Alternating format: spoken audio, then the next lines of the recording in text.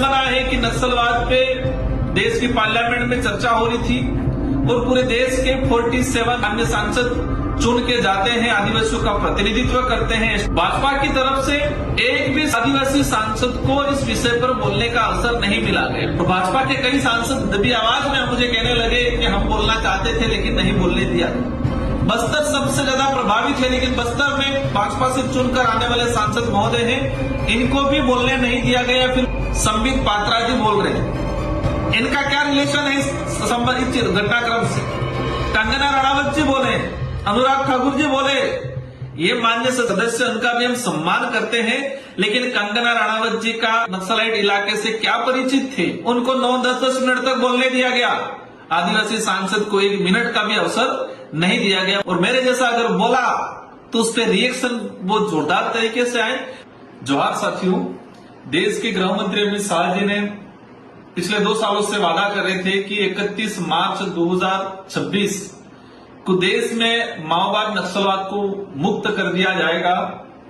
हमने भी इस वादे का स्वागत किया था, अभिनंदन किया था। इसी बात को लेके 30 मार्च 2026 को देश की सर्वोच्च सदन लोकसभा के अंदर देश में माओवाद पर चर्चा कराई गई और वो चर्चा 6 घंटा 7 मिनट तक देश की सर्वोच्च सदन लोकसभा में चर्चा हुई। और 6 घंटे की चर्चा हुई। उस चर्चा के दौरान 35 माननीय सांसद महोदय ने अपनी बात रखी।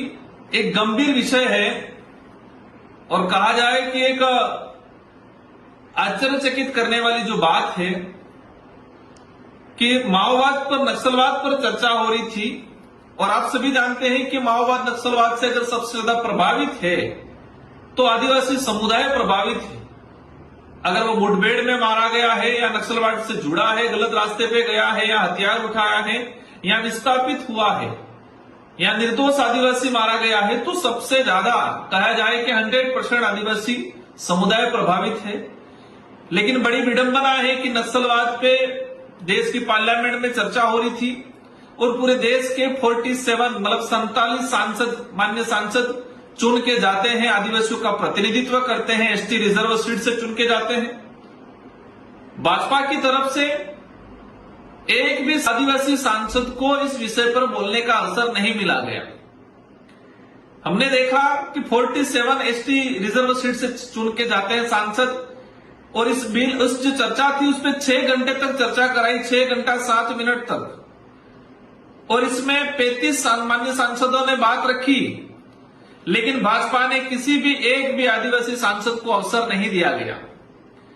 मुझे अंतिम में समय मिला, वो भी 2.5 से 3 मिनट, और मैंने अपनी बात रखी। उस बात पे भी माननीय गृह मंत्री जी काफी गुस्साए। आपने देखा होगा कि किस तरह से उन्होंने कहा कि आप भी हथियार उठाते तो सरेंडर होते, चुनाव जीत के नहीं आते। मैंने एक बात कही थी, उनसे मांग की थी कि आप नक्सलवाद पे चर्चा कर रहे हो, नक्सलवाद खत्म होना चाहिए, हम भी चाहते हैं। और हमने भी पूरे देश के आदिवासी समुदाय को संसद से आह्वान किया है कि हमें जल जंगल जमीन को बचाने की लड़ाई कलम और कागज से लड़नी है। लेकिन मेरा एक सवाल यह था और मैंने गृह मंत्री जी से अपेक्षा की थी, 1.5 घंटा तक उन्होंने रिप्लाई दिया। हमने अपेक्षा की थी कि आप पैसा कानून पे बात करें कि पैसा कानून इम्प्लीमेंटेशन हो रहा है कि नहीं हो रहा है। आप बड़े बड़े उद्योगपतियों को आदिवासी बाहुल्य क्षेत्र की जल जंगल जमीन को उनको लीज पे दे रहे हो, तो क्या पैसा कानून की पालना कर रहे हो? क्या 5वीं अनुसूची के विशेषाधिकार हैं, इनकी पालना हो रही है? क्या फॉरेस्ट राइट एक्ट के तहत जो लोगों को पट्टे मिलने चाहिए, क्या उनको दे रहे हो? इन पे 1.5 घंटे का जो रिप्लाई आया उसमें किसी प्रकार की कोई बात नहीं थी। न पैसा कानून पे बात की गई, न फॉरेस्ट राइट एक्ट पे बात की गई। सुप्रीम कोर्ट के कई जजमेंट आए हैं आदिवासियों के जल जंगल जमीन को लेकर। एक चर्चित जजमेंट है 5 जनवरी 2011 का, उस पर भी बात नहीं की गई। हमने बात किया, मैंने कई बार खड़े होकर कहा कि आप पैसा कानून, फॉरेस्ट राइट एक्ट, 5वीं अनुसूची के संवैधानिक अधिकारों को कितना इंप्लीमेंटेशन किया है आपने, उस पर बात करो, लेकिन नहीं किया गया। और बड़ी विडंबना है कि जब मैंने बात रखी तो उस बात पे कई प्रकार का अलग अलग तरीके से रिएक्शन आया और भाजपा के कई सांसद दबी आवाज में मुझे कहने लगे कि हम बोलना चाहते थे लेकिन नहीं बोलने दिया गया। बस्तर सबसे ज्यादा प्रभावित है, लेकिन बस्तर में भाजपा से चुनकर आने वाले सांसद महोदय हैं, इनको भी बोलने नहीं दिया गया, फिर बोलने खुद रुचि नहीं रख रहे थे। तो साथियों, एक ये हमारे सामने ये चीजें आई कि नक्सलवाद उन्मूलन पे चर्चा हुई, लेकिन आदिवासी सांसदों को बोलने का अवसर नहीं दिया गया, और मेरे जैसा अगर बोला तो उस पर रिएक्शन बहुत जोरदार तरीके से आए। हम भी चाहते हैं कि नक्सलवाद खत्म हो। जो आदिवासी हथियार अगर पकड़ रहा है तो वो गलत रास्ते पे चलता है। ये देश लोकतांत्रिक है, संविधान के आधार पे हमें इस लड़ाई को लड़नी है।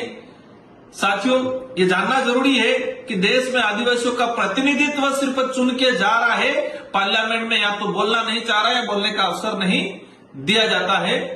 एक दूसरा विषय होता, आपने देखा होगा कि नक्सलवाद उन्मूलन पे चर्चा हो रही है और भाजपा की तरफ से संबित पात्रा जी बोल रहे हैं। इनका क्या रिलेशन है इस घटनाक्रम से?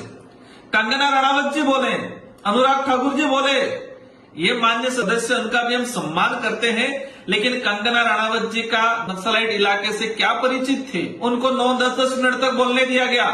आदिवासी सांसद को 1 मिनट का भी अवसर नहीं दिया गया भाजपा की तरफ से। तो साथियों, आप समझ सकते हो कि धरातल पर कितना भेदभाव, अन्याय होता है। संसद में हमें देखने मिल रहा है तो स्वाभाविक है धरातल पे कितना होता होगा। जोहार साथियों, हमें सबको कलम और कागज से जल जंगल जमीन की लड़ाई लड़नी है। जय जोहार, जय आदिवासी, जय भील प्रदेश, जय भील सर।